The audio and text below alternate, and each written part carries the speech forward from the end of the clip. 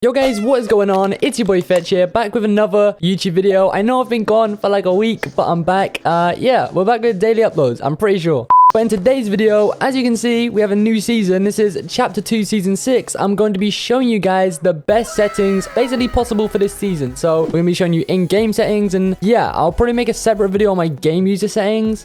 Just because it'll be more convenient for you guys. Because I have changed them quite a bit. I've altered them quite a bit. And I'll also do more of an in-depth video on performance mode. But for the most part, it'll all be in this video. And just the settings I currently use, you'll be able to find right here. Now, of course, we're going to get straight into this. But if you do get ahead to enjoy this video, the least you can do for me is drop a like, subscribe, all of the good stuff. Really does mean a lot. You can always unsubscribe later down the line if you no longer enjoy my content. You know, it just really helps the channel.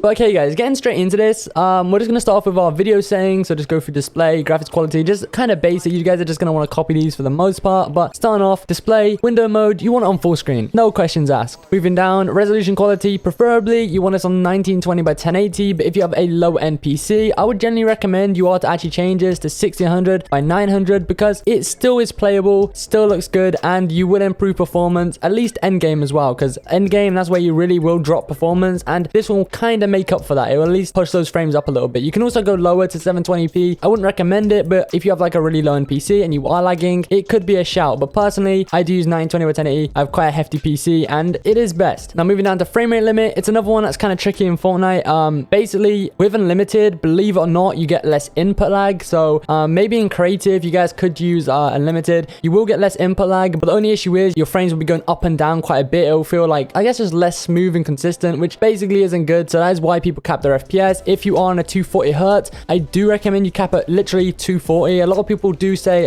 cap at 237, I'm pretty sure it is, but I actually don't do that because that is only when you're using G-Sync, and I don't use G-Sync. I feel like it does it literally induces input lag. It makes the game feel kind of delayed, so I don't use G-Sync, and that's why I cap dead at 240. And for most of you guys, I'm assuming you're on 144 hertz. For that, you do cap more or less directly at 144. It really doesn't matter that much. I used to actually cap at 165. I know a lot of pro players who once played on 144 hertz, they did cap at this. I feel like it just gives like a little bit more room for your FPS to go up and also go down. So even though it's only just slightly, it's just peaking that little more, and it kind of just gives more breathing space in a sense. I know it sounds complicated, but for end games, it can feel beneficial. So yeah, I have a 165 or 144 for 144 hertz monitor. And if you are unlimited, honestly, yeah, I really don't know about you guys. Probably just cap at 144, like because you're probably getting more FPS than 60, hopefully anyway. But yeah, we stuck on that for quite a bit. Moving on quickly, graphics. It says like it's glitched and it shows 50%. I play on 100% brightness. It's just honestly the best. And if your monitor is well calibrated and like the colors are good, like this, having it on 100% is perfect. I'm pretty sure that's also default. I'm very certain of that. Things like user interface contrast, you don't really want to mess with these. I guess you can, but it just makes the game look super dull and boring. Colorblind mode, personally, I use to churn it free right now. It's like the perfect balance. The game colors haven't really changed this season, but I will be making a full video about colorblind modes. But yeah, this just seems to be the best in my personal opinion. It's very subjective, but again, I do feel like this is the best. It's the perfect balance between like kind of dull game and your colors still looking good, because I also do in fact boost my vibrance in my NVIDIA control panel. I have it on 75%, and also on my monitor I'm pretty sure my vibrance may be a little bit higher. So yeah, take that how you want. I mean, I will be making a full color set video as well, but just keep an eye out for that. Graphics quality, now basically you just want to have everything more or less set to low. So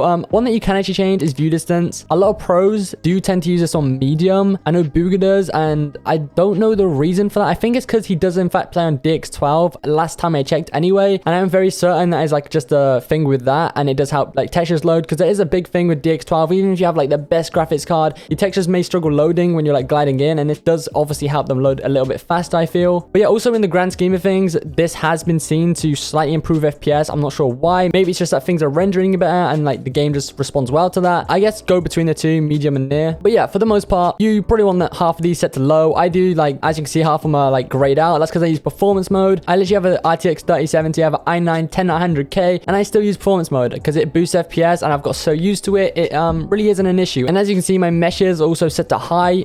These are, I do generally think, are the best performance mode settings because they're bubble wrap builds and they don't look that bad, and they really do improve FPS endgame, which is extremely beneficial. And as for everything else, VSync you don't really want it on. If you have 60 hertz, you can turn this on. It may be a little bit better for you guys. Motion blur, like obviously if these are grayed out for you, it doesn't really matter, but yeah, I guess you can just copy the rest. Moving on to my game settings, Preferably, you guys want to have your matchmaking region set to your actual region. So you can have it set to auto, but that will basically connect you to the wrong sub-server sometimes. I know it's complicated. It may just literally be a placebo thing, but I'm very, very certain from what I've heard from quite a few reputable people, it is best to actually just be on your region, like have it selected. So if you're Europe, you have it on Europe. If you're NA East, you have it set to NA East, because it'll ensure you're connecting to the closest sub-server every time, improving your ping. And moving down, I guess you can just try these out for yourself.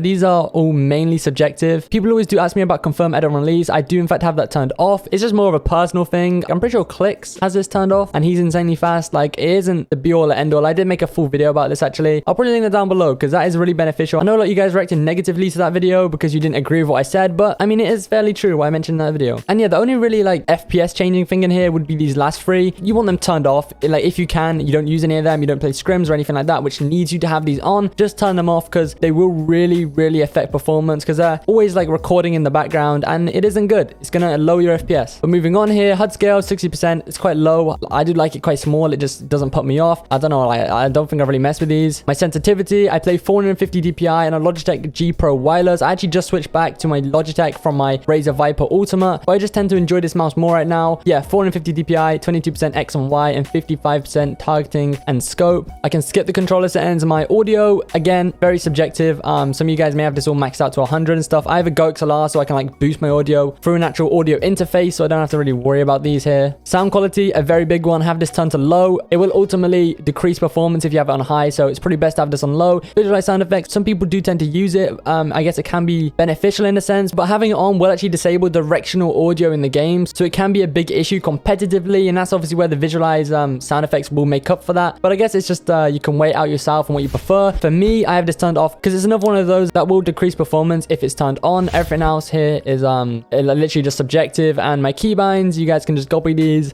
Things like mouse wheel up, I do use that to jump for b-hop. They can in some senses either just be fun or actually they can really help out competitively. I know it sounds kind of stupid, but yeah, if you want, you can copy my binds here. I've made a few keybind videos that go more in depth on this. You can see also by how I have my bind set up, I do use scroll wheel down to reset.